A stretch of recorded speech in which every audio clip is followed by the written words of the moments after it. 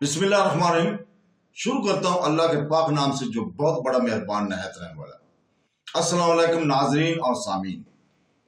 पूरी तारीख में ऐसे लम्हात आते हैं जिन्होंने फितरत के कानून के खिलाफ वर्जी की, ऐसे अमाल जिन्होंने खौफ और तज़ीम को मुतासर किया। समुद्रों की जुदाई से लेकर मुर्दों के जी उठने तक अंबिया और मजहबी शख्सियत की कहानियां हमें ईमान, इस्तिकामत और अल्लाह की ताकत के बारे में गहरे सबक फराहम करती हैं।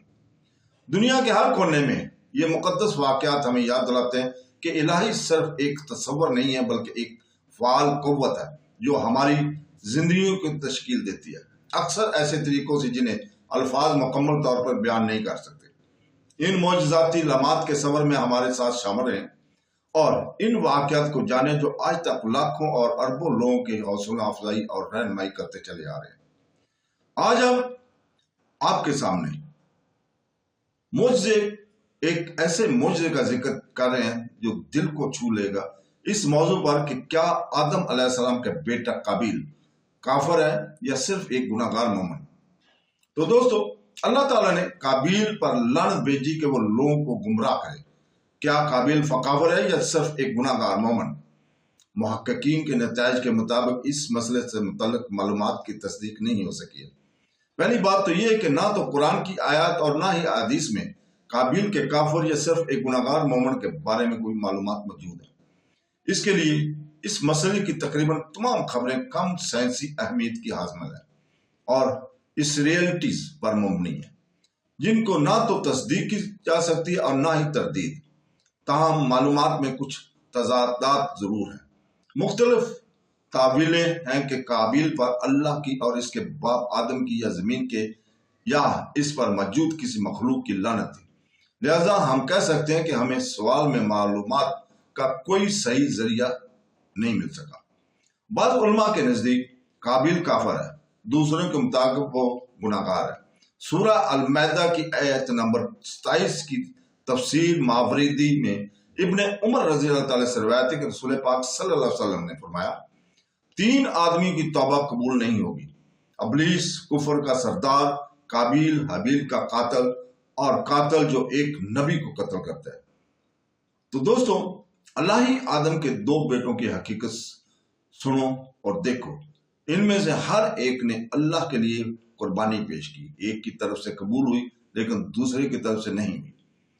बाद वाले ने कहा, यकीन रखो मैं तुम्हें कत्ल कर दूंगा। यकीनन पहले वाले ने कहा, अल्लाह ताला नेक लोगों की कुर्बानी कबूल करता है। अगर तुम मुझे कत्ल करने के लिए मुझ पर हाथ फैलाता है तो मेरे बस की बात नहीं कि मैं तुझे कत्ल करने के लिए तेरे खिलाफ हाथ बढ़ाऊं, क्योंकि मैं अल्लाह से डरता हूं जो तमाम जहानों का पालने वाला है।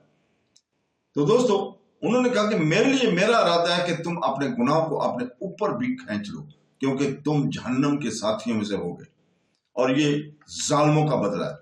हजरत आदम के 2 बेटों की कहानी का मकसद कुछ यहूदियों के कातलाना कोशिशों की मजम्मत करता हो जो हजरत मोहम्मद सल्लल्लाहु अलैहि वसल्लम के दौर में रहते थे। मिसाल के तौर पर सूरा अल मैदा की 11 नंबर आयत में कहा है कि मसलत के लिहाज से सबसे मजबूत पहलू हसद है। काबिल को हबील से हसद था और इसी तरह यहूदी हजरत मोहम्मद सल्लल्लाहु अलैहि वसल्लम और आपके सहाबा से हसद करते थे। यहां सवाल पैदा होता है कि काबिल ने अपने दफा क्यों नहीं किया। हालांकि इंसान के लिए अपना दफा जरूरी है। फर्ज करें कि ये फर्ज नहीं है लेकिन कम से कम हराम नहीं है। फिर हाबील ने क्यों कहा कि मैं अल्लाह से डरता हूं जो तमाम जानों का पालने वाला है। इस सवाल का जवाब चंद पहलुओं से दिया जा सकता है। नंबर 1, हम मुदर्जा कह सकते हैं कि हाबील जो मारा गया था, अलामात से समझा गया था कि गालिबन काबिल इसे कत्ल कर देगा, चुनाचे इसने ये जुमला बतौर नसीहत कहा। यानी वो कहना चाहता था कि मैं तुम्हें नाहक और जालिमाना तरीके से कत्ल करना मुनासिब नहीं समझता। मैं तुम इसलिए कत्ल नहीं करूंगा कि मैं अल्लाह से डरता हूं। हाबील ने यह बयान अपने भाई के कत्ल करने से पहले कहा था। इसने ऐसा इसलिए कहा कि वो काबिल को यह एहसास दिलाना चाहता था कि किसी शख्स को कत्ल करना एक हर बुरा अमला है। चुनाचे रिवायत है कि काबिल ने थोड़ा सब्र किया और हाबील के सोते वक्त इसका सर बड़े पत्थर से कुचल कर कत्ल कर दिया। आयत में इसमें मेरे बस की बात नहीं कि मैं तुझे कत्ल करने के लिए तेरे खिलाफ हाथ बढ़ाऊं, का मतलब है मैं तुझे कत्ल करने के लिए तेरे खिलाफ हाथ नहीं बढ़ाऊंगा, मैं सिर्फ अपने दफा के लिए हाथ उठाऊंगा। उल्मा दर्ज झैल बयान करते हैं, हम जो बयान करते हैं, जब इंसान अपना दफा करता है तो इसे कम से कम नुकसानदाह है, शुरू करना चाहिए और बदतदरीज आगे बढ़ना चाहिए। इंसान को यह हक है कि वो पहले कदम से इस शख्स को मारने का इरादा करे जो इसका सामना कर रहा है। इसके बरक्स इसका हक ये भी है कि वो अपना दफा करे। आखिर में अगर वो ये समझता है कि अपने सामने वाले को मार कर ही अपने आप को बचा सकता है तो इसके लिए कत्ल करना जायज हो जाता है।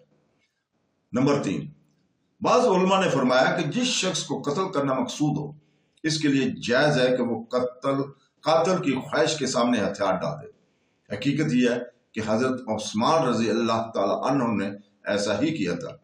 रसूल पाक सल्लल्लाहु अलैहि वसल्लम ने मोहम्मद बिन मुसलमा से फरमाया, अपना बाजू अपने चेहरे पर रखो, अल्लाह के बंदे बनो जो मारा जाए लेकिन कत्ल करने वाले ना बनो।